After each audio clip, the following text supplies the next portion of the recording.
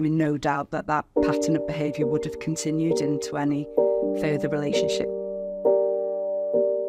The Independent Domestic Violence Advisory Service is a service that North Wales Police work very closely with, and their role is with regards to supporting domestic abuse survivors.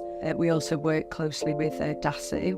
One DASU worker explained how a client, a survivor of a domestic abuse relationship, was working closely with them. They were very anxious regarding starting a new relationship.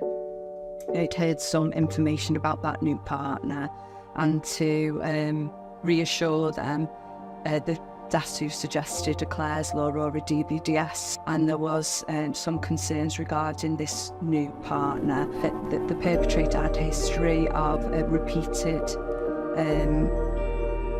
relationships involving violence where they were the perpetrator. So I'm in no doubt that that pattern of behaviour would have continued into any further relationship.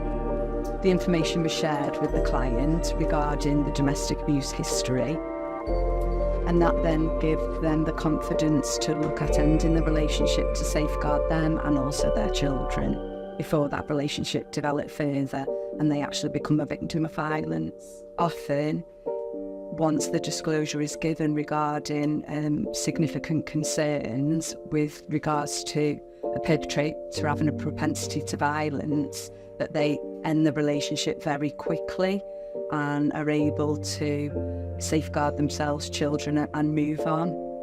However, there are also cases where the person who's been given some information reflects on that, and if they do choose to remain in the relationship, they can still work with supportive bodies. I would encourage anyone, if they have any reservations about a person that they're living with or intend to live with or commence a relationship with, to seek out Clare's Law request if they have any concerns or worries about entering that relationship.